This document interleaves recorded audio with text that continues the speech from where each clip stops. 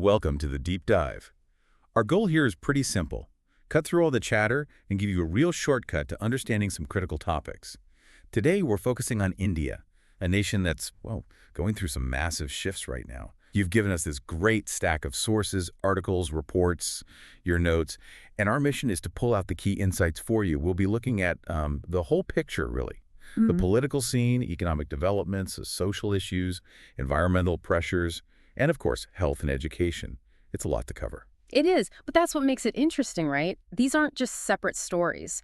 Our job, as I see it, is to connect those dots for you, show the context, the implications, stuff that goes deeper than just the headlines. You'll see how things link up.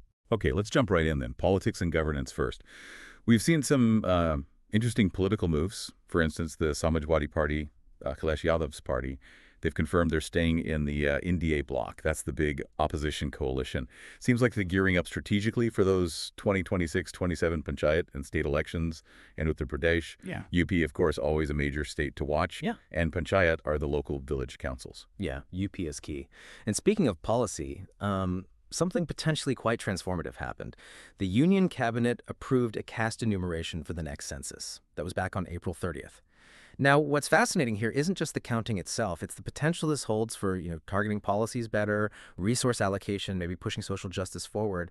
But it's also really complex. It brings up huge debates about privacy, how it might sort of reinforce caste identities in politics, and how it fits with existing reservation systems. It's a real balancing act. Right, very sensitive issue.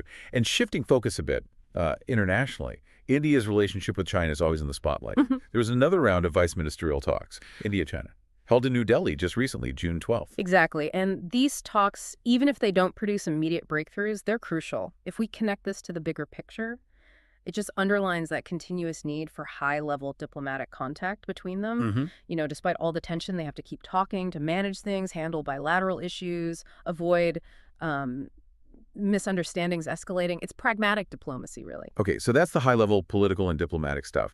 But how is life changing for ordinary people? Let's talk economy, social safety nets. What does the data tell us? We've got some really striking figures from the ILO, the International Labor Organization.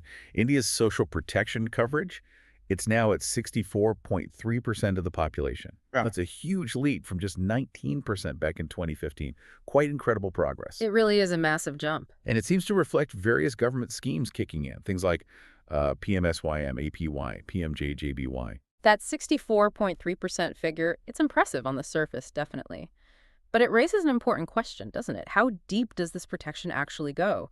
Schemes like PMSYM, that's the pension for informal workers, and the others you mentioned, APY, PMJJBY, are they really pulling people out of vulnerability effectively? The reach is there, yes. But the quality of coverage, the regional differences, keeping these sustainable, especially with India's huge informal workforce, that's the real challenge, a massive undertaking. Yeah, good point. The scale is just immense. And linking to jobs, particularly for young people, Indian Youth Congress is organizing a big job fair in New Delhi, June 19th. Over 100 companies involved, targeting graduates, school leavers, a pretty direct attempt to tackle youth unemployment. Interesting initiative. Okay, now let's move into some social challenges. And here's where some of the sources get, well, quite tough, actually. We saw that tragic moral policing case in Punjab. The influencer, Kanchan Tiwari, murdered by vigilantes. The allegation was obscenity. The police in Punjab seem to have acted quickly, made arrests, and they're strongly emphasizing using legal channels, not vigilantism. It's just a stark reminder of some deep societal fault lines. It's truly awful. And while that highlights a really dark aspect, we also see other efforts trying to tackle social problems proactively. Like in Uttar Pradesh, they ran a statewide campaign against child labor June 12th to 19th. And UNICEF was involved, backing it. This kind of initiative complements that rising social security coverage we were just talking about. It shows perhaps a more joined-up approach, trying to address vulnerability from different angles. Right, tackling root causes. Then there was also that terrible incident in Bengaluru. The crowd crushed during the IPL celebrations on June 4th. So tragic. 11 people killed, 50 injured. Authorities suspended some officers, and there's a criminal negligence investigation underway now. Yeah, awful news. And it really makes you think, doesn't it, about the pressures of rapid urbanization, these huge public gatherings happening, and the absolute critical need for really robust safety planning, crowd management. It shows the immense challenge authorities face in cities where these massive events can, get out of hand so quickly. Definitely a sobering point. Yeah. Okay, let's turn our attention to the environment. This is clearly something affecting daily life more and more across India. We're seeing lots of activity, particularly against plastic pollution. Local events, different schemes, promoting alternatives like nano-fertilizers, pushing jute bags, even these plastic for coupon systems in states like Bihar and UP. It does show growing awareness and advocacy, maybe from the ground up. It does, and that local action is important. But there's a fascinating detail from the CPCB, the Central Pollution Control Board. It relates to Delhi and the surrounding region, the NCR.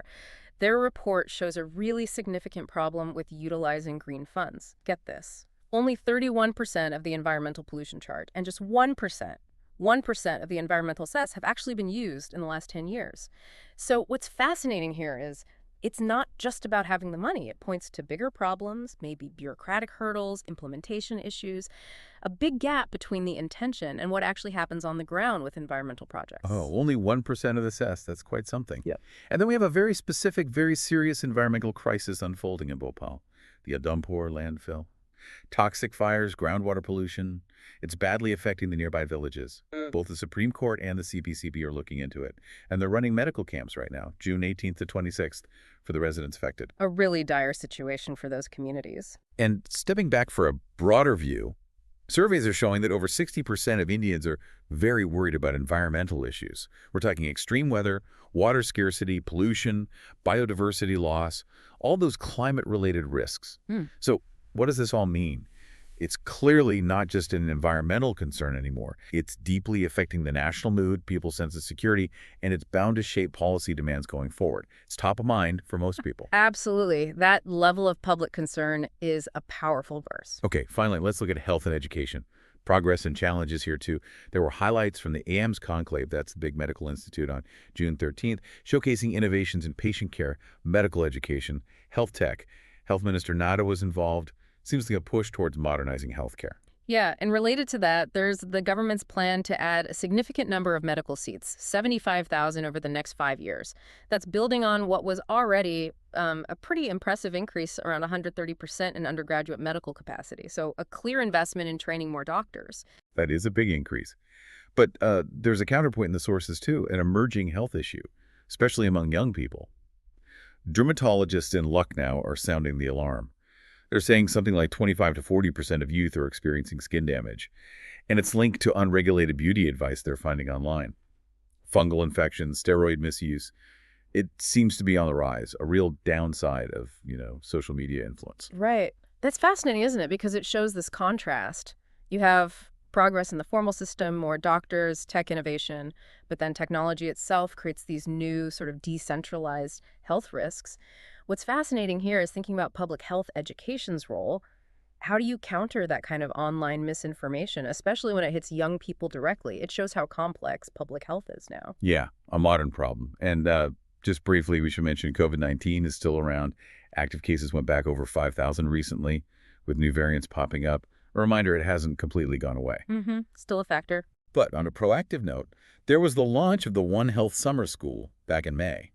The idea is to train young leaders specifically in zoonotic diseases and public health preparedness, thinking about that link between human, animal, and environmental health. A forward-looking initiative. So what does this all mean? It seems like a mix of dealing with immediate health issues while also trying to build long-term resilience and readiness through education. Okay, so we've covered a huge amount of ground today. It really paints this picture of India as just incredibly vibrant, complex, multi-layered. We've gone from politics and economics through social issues, environmental pressures, and now health and education. A real tapestry. It absolutely is. And if we connect this all back, you see how interconnected everything is. Policy choices affect social outcomes, environmental stress impacts health, economic progress creates new challenges. It really highlights the kind of resilience and adaptability needed for a country this diverse, this dynamic, to just navigate its path. It's a story of constant change and, well, huge ambition too. Absolutely. So we'll leave you, the listener, with a final thought to chew on.